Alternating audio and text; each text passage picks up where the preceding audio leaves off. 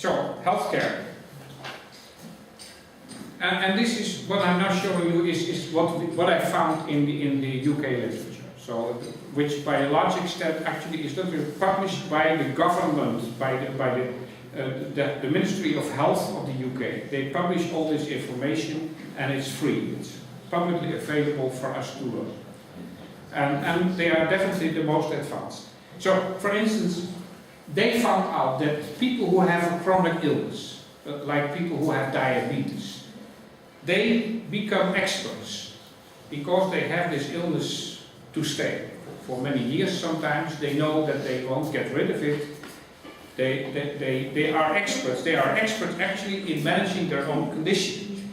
And this means that it doesn't make sense to treat these people as patients who are no experts.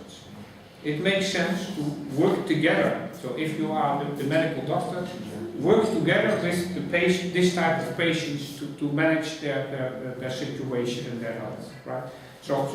And this means that healthcare should have a different way of looking at things, a different way of diagnosing and making decisions about treatment.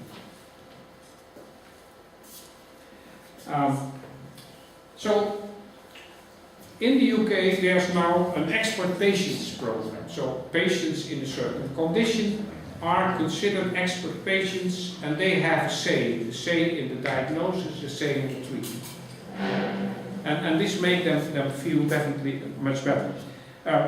And the same way is providing people with personal budget. And actually this is now taken over in the Netherlands as well. So in the Netherlands when people have a chronic problem, they can have a personal budget, which means they have so many euros a year for special support because they need it and they know best how to use this actually. Is this something that's available in Italy at the moment? No? I'm very much aware it's not in the US, but apparently not here. In the Netherlands now it's there. So, and by the way, in the Netherlands now, we also have this in education. So, for instance, people who have special problems in education, like dyslexia, you know, somebody who cannot have difficulties reading, dyslexic people in the Netherlands now get a personal budget. And we call this students with a backpack. So they have a backpack, which means they bring something. And these are students who have, at school, they get special facilities. So, for instance, they get the text they have to read is they can have a headphone and connect their computer, and then the text is spoken to them and things like that.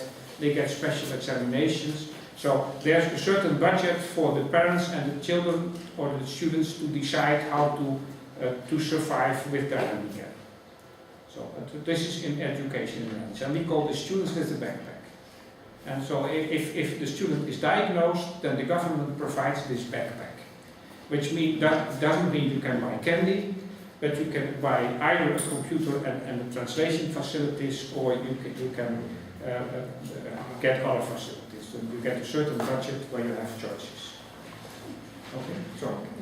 But the UK was the first to start with this. Well, this is the UK thing. So this is tailoring education to the individual needs of students. The UK is much farther than at least the Dutch situation, and maybe farthest than any situation that I'm aware of.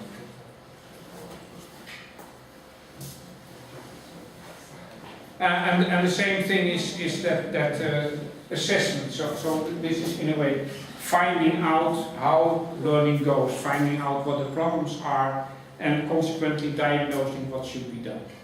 And again, it's in the case of education, it's not just the students, but in many cases also the parents, who are in fact experts. They are experts on the problem.